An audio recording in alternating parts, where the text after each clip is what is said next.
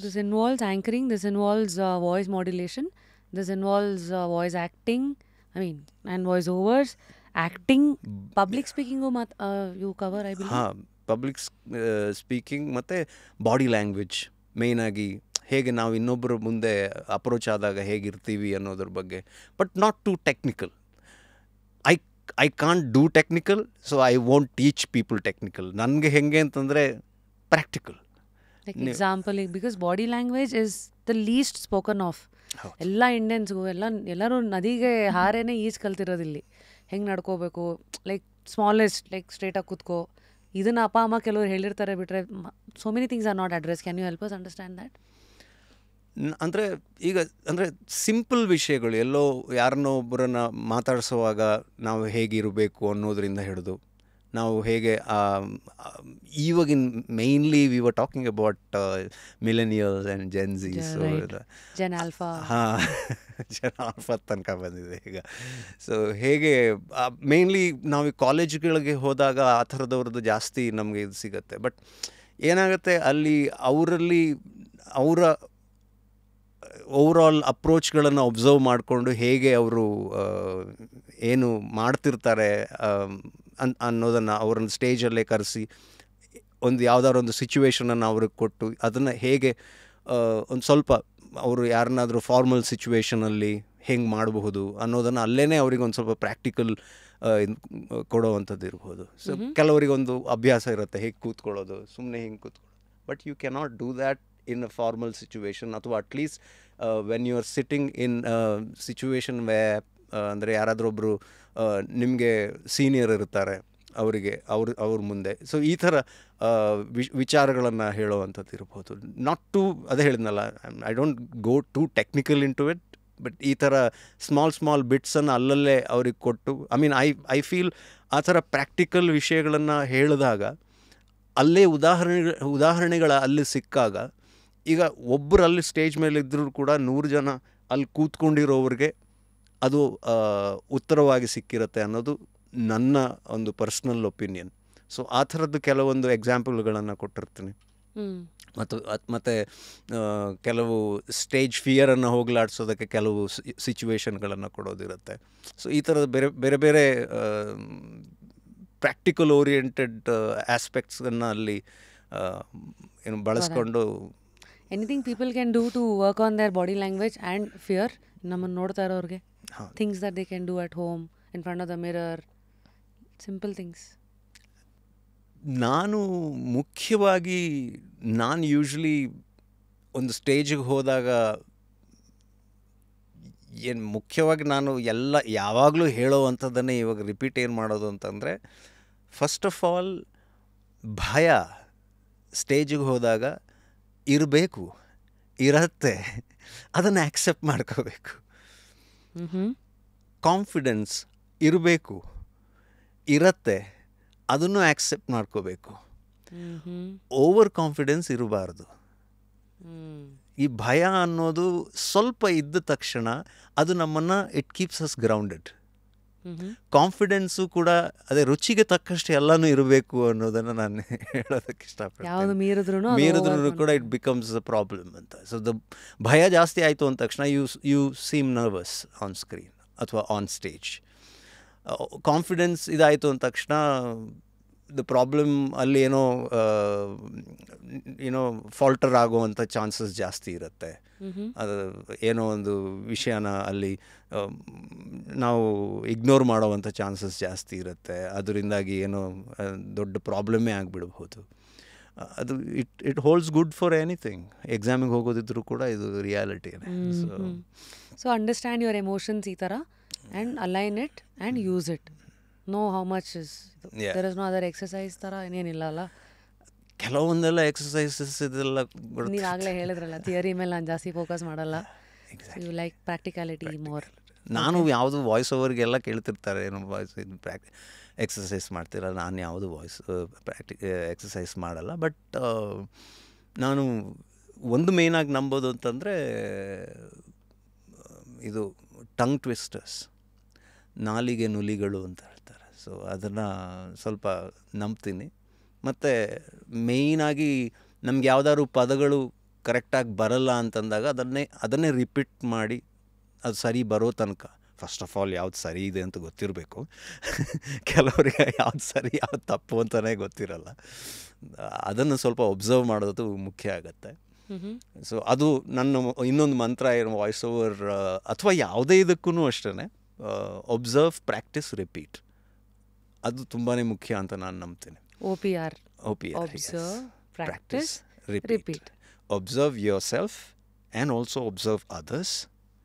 Practice from what you've learned from that and repeat. So repeat the process.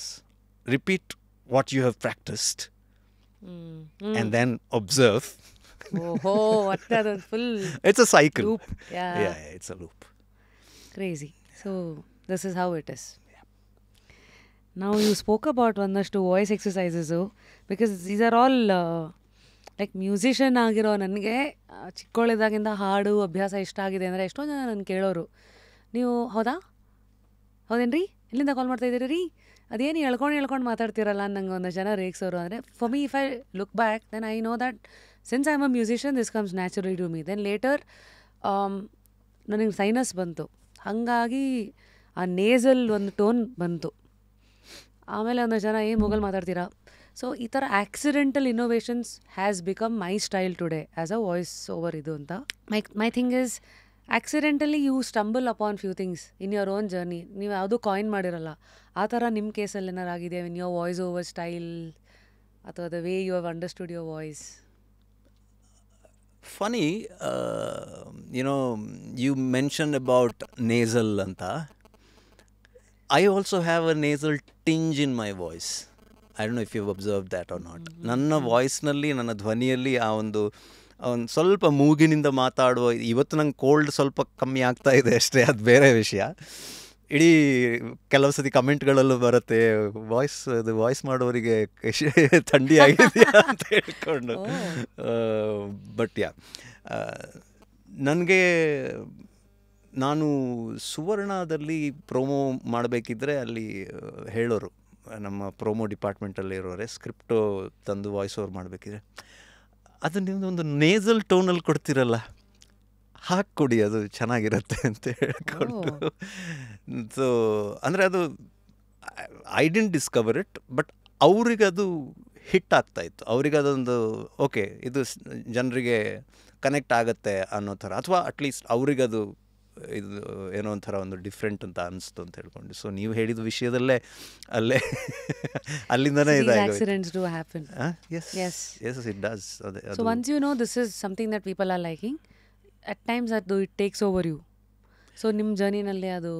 ಮತ್ತು ಇನ್ನೊಂದು ಆಗ್ತಾ ಇದ್ದಿದ್ದು ಏನು ಅಂತಂದರೆ, ಈಗ ನನ್ನ ವಾಯ್ಸ್ ಓವರ್ನ ಶೈಲಿ ಅಂತ ಒಂದಿದೆ. ಅದೇ ನಾನು ವಾಯ್ಸ್ ಓವರ್ ಮಾಡೋದಕ್ಕೆ ಸ್ಟಾರ್ಟ್ ಮಾಡಿದಾಗ ವಾಯ್ಸ್ ಓವರ್ ಮಾಡೋ ರೀತಿ ಸ್ವಲ್ಪ ವಿಭಿನ್ನವಾಗಿತ್ತು. ಅಂದರೆ ಅದು ಹೇಗೆ ಅಂತ ಹೇಳೋದಕ್ಕೆ ನಾನು ಅಂದರೆ ಎಲ್ಲರದು ಈಗ ಆಕ್ಸಿಡೆಂಟಲ್ಲೇ ಆಗಿರುತ್ತೆ, but how different you thought your voice over style is? ಇಂದು ರಾತ್ರಿ 8 ಗಂಟೆಗೆ ಆ ಒಂದು ಲ್ಯಾಂಡಿಂಗ್ ಸ್ಟೈಲ್ ಇದೆಯಲ್ಲ, ಇಟ್ ವಾಸ್ ಯುನೀಕ್ ದೆನ್. ಬೇರೆಯವ್ರು ಯಾರೂ ಮಾಡ್ತಿರ್ಲಿಲ್ಲ ಹಾಗೆ. ಆವಾಗ ನನಗೆ ಸುವರ್ಣದಲ್ಲೇ ಪ್ರೋಮೋ ಡಿಪಾರ್ಟ್ಮೆಂಟಲ್ಲೋ ಇನ್ನೊಬ್ರು ಯಾರೋ ಬಂದು ಹೇಳೋರು, ಅದು ಯಾಕೆ ನೀನು ಹಾಗೆ ಮಾಡ್ತೀಯಾ ಅಂತ ಹೇಳೋರು ಬಂದು. ಹಾಗೆ ಮಾಡಬೇಡ. ನಾನು ಎಷ್ಟು ಟ್ರೈ ಮಾಡಿದ್ರು ಅದು ಸರಿ ಮಾಡೋಕ್ಕಾಗ್ತಿರ್ಲಿಲ್ಲ. That was in me, that was my ಇದು. ಇವಾಗ ಇನ್ನೊಂದು ಚಾನಲ್ನವ್ರು ಯಾರೋ ಫೋನ್ ಮಾಡಿಬಿಟ್ಟು, ಪ್ರದೀಪ್, ನಮ್ಮಲ್ಲಿ ಹೊಸ ಪ್ರೋಮೋ ಆರ್ಟಿಸ್ಟ್ ಬೇಕು ಅಂತ ಹುಡುಕ್ತಾ ಇದ್ದೀವಿ, ಅದರಲ್ಲಿ ಒಂದು 50 ಜನ ಬಂದರೆ ಅದರಲ್ಲಿ 45 ಜನ ನಿಮ್ಮ ಸ್ಟೈಲನ್ನೇ ಕಾಪಿ ಮಾಡ್ತಿದ್ದಾರೆ, ಯಾರನ್ನಾದರೂ ಬೇರೆಯವ್ರನ್ನ ಹುಡುಕೊಡ್ರಿ ಅಂತ ಹೇಳ್ಕೊಂಡು. This is actually happened.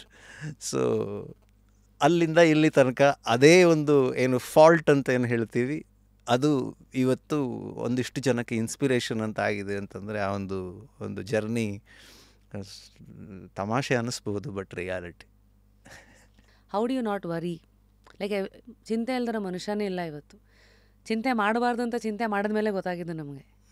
ಹಂಗಿದ್ದಾಗ ನೀವು ನಿಮ್ಮ ಚಿಂತೆಗಳನ್ನು ದೂರ ಇಡೋಕ್ಕೆ ಏನಾದ್ರು ಕೋಪಿಂಗ್ ಮೆಕ್ಯಾನಿಸಮ್ಸ್ ಇದೆಯಾ? ನಾನು worry ಮಾಡಲೇಬೇಕಲ್ಲ.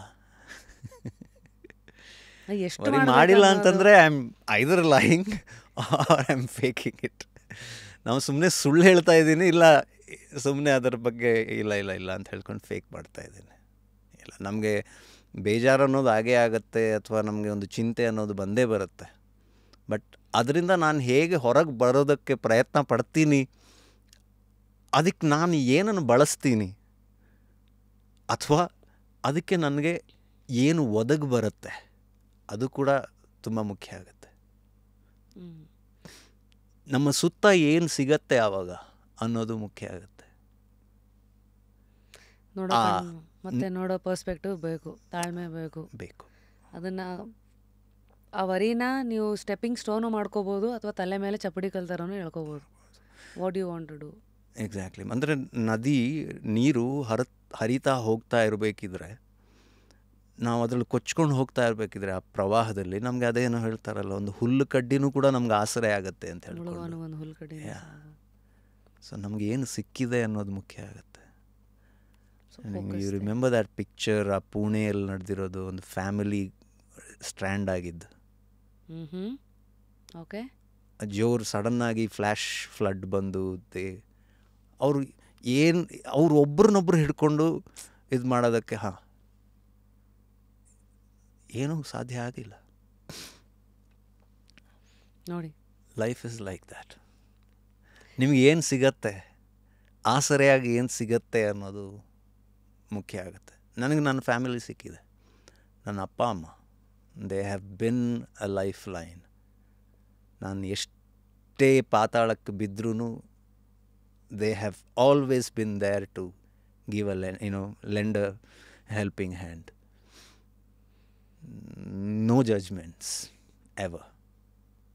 So how did you learn the mindset? I think ಎಲ್ಲ ಮೈಂಡ್ ಸೆಟಲ್ಲೇ ಹಾಳಾಗೋದು. ಅಂದರೆ ನಿಮ್ಗೆ ಹಿಂಗೆ ಯೋಚನೆ ಮಾಡೋಕ್ಕೆ ಬರ್ದಿದ್ದಾಗ you think it is a dead end. So ಒಂದು ಸತಿ ಅದೇ ಕಷ್ಟದಿಂದ ಆಚೆಗೆ ಬರೋರು ಪ್ರತಿಯೊಬ್ಬರು ಹಿಂಗೆ ಬರಬೇಕಂತಿಲ್ಲ. ಒಬ್ಬರು ಸುಮ್ಮನೆ ಬ್ಲೈಂಡಾಗಿ ಬರ್ಬೋದು, ಯಾರೋ ಎಳಿಬೋದು ಅವ್ರನ್ನ, ಅಥವಾ ಒಬ್ಬರು ಅವರಾಗೋರೇ ಯೋಚನೆ ಮಾಡಿ ಬರ್ಬೋದು. So what was in your case? To be honest, ನಾನು ರೀಸೆಂಟ್ ಒಂದು ರೀಲ್ಸಲ್ಲೂ ಕೂಡ ಇದ್ರ ಬಗ್ಗೆ ಮಾತಾಡಿದ್ದೆ. ಏನು ಅಂತಂದರೆ, ನಾವು ಒಬ್ರಿಗೊಬ್ಬರು ಹೆಗಲಾಗೋದಷ್ಟೇ. ನಾನು ಇಷ್ಟು ಮಾತಾಡ್ತಿದ್ದೀನಿ ಅಂತಂದರೆ ನಾನೆಲ್ಲನೂ ಅಚೀವ್ ಮಾಡಿದ್ದೀನಿ, ನನಗೆಲ್ಲನೂ ಗೊತ್ತಿದೆ ಅಂತಲ್ಲ. ನಾಳೆ ನಾನು ಕೂಡ ನನಗೆ ಏನೂ ಆಗ್ತಿಲ್ಲ ಅಂತೇಳಿ ಆವಾಗ ನನಗೆ ಯಾವುದೋ ಒಂದು ಹೆಗಲು ಸಿಕ್ಕಿದ್ರೆ ನಾನು ನಾಡಿದ್ದು ಸರಿ ಆಗ್ತೇನೆ. ಅಷ್ಟೇ ಬೇಕಿರೋದು ಮನುಷ್ಯಂಗೆ.